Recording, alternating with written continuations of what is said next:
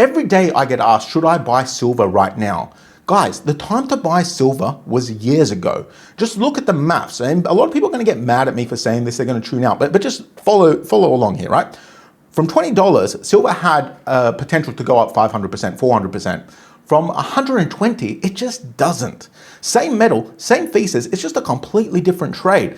Look, I'm not buying silver. I'm not saying silver cannot go up from here. I think it will go up eventually. I still hold a lot of silver. I'm not bearish on silver. What I'm saying is new investors always make the mistake of chasing the hyped moves, but instead they should be looking for unhyped assets that have yet to become hyped. Your job is not to chase moves, and I'm going to talk about some of those assets. Your job is not to chase moves, it's to position early. Sometimes you position early into the wrong assets. See rule number 1 or brutal truth number 1. It's okay to be wrong, but every now and then you're going to get a banger move like silver, and it makes up for all the bad ones and then some. But the one thing you never do is chase a massive pump, because that's when you have the highest risk of being too late and losing money. Like everyone who jumped into silver at $120 and they're now sitting on a loss. They might be sitting on a loss for years. I hope not. I hope it goes up, but they might be. So how do you position early? That's the big question. You have to ask questions, but that's the entire job of an investor. It's asking questions. You identify a structural force, then you trace the second order effect, the third order effect. I'm starting to sound like a textbook. In plain English, look at what's happening right now in the world, make well-researched predictions as to where that can lead, buy before it leads there, buy before it gets there. Now, I'm going to give you a couple of examples from my own research right now. AI first. So, and I'm going to explain kind of the history of the AI thing. Back in 2022, I asked a very simple question. What does AI need? It needs GPU compute. That's the food for AI.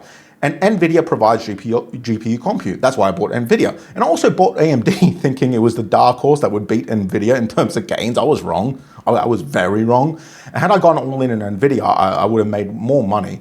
But I split it between NVIDIA and AMD. Then I sold AMD at $220 and it goes up 50%. And since March, it's gone up like 50%. Or whatever. Anyway, that whole AI trade is now obvious. Do not chase that trade. Instead, let's talk about some plays that might, and I stress might, work in the coming year or 2 or 3. It's AI again, but not NVIDIA. It's a few layers deeper. An investor's job is to ask questions, like I said. So let's walk through this process of asking questions. Question 1, what does AI need? GPUs, we already covered that. Question 2, what does running GPUs at hyperscale need? Power, massive amounts of reliable, dispatchable power. Question 3, what's actually scarce? It's not power generation in theory, but deliverable generation, deliverability of power. We're talking about transformers, switchgear, transmission lines, behind the meter gas, behind the meter nuclear. It's just all boring stuff. Industry analysts looking at the project pipeline reckon that roughly half of all the announced power projects through to 2030 won't actually get built. The bottleneck isn't money or demand, it's permitting and it's the grid equipment, right? Especially in the US, permission for building is a massive headache. Anyway, question 4, and this is the important question.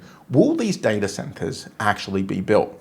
Now, like I said, some of them won't, but a lot of them kind of have to, because the Mag 7 have signed legally binding 10 to 20 year leases on the data centers. They've signed long-term power purchase agreements. Data center operators and hyperscalers were responsible for roughly half of all corporate clean energy power purchase agreements in 2025. These are obligations. They're not intentions, they are obligations. Even if the AI revenue story disappears next year, or if it disappoints, probably more likely, those contracts, they don't disappear. The power demand is locked in. Even if they have a few bad years, they will have to commit capex to fund these build-outs. And they are doing that this year already. Grid equipment makers, transformer manufacturers, HVAC for cooling these centers. HVAC is a particular one I'm interested in right now. So I'll give you an example. Vistra Energy Corp, VST, energy provider in Texas. Nextra Energy, or NextEra. I always call it Nextra. NextEra Energy, NEE, Florida energy provider. Look into HVAC too. It's too late for comfort systems. The ticker for that is FIX. But I'm looking for some HVAC plays that I think will catch up to FIX. So I'm going to be looking at that. Another idea related to this is copper. right? Copper is up only 26% in the last 5 years, but the amount needed for these data center build-outs is absurd. Also, a lot of solar panel manufacturers are trying to switch from silver because it's getting too expensive to copper to cut down on costs. Copper is arguably undervalued. See, the contracts the Mag 7 sign for data centers are sticky. They need to find the money to build them or they're in big trouble. I'm happy to buy now and wait a few years to see if I'm right. I might be wrong, but I hope you've learned something along the way here.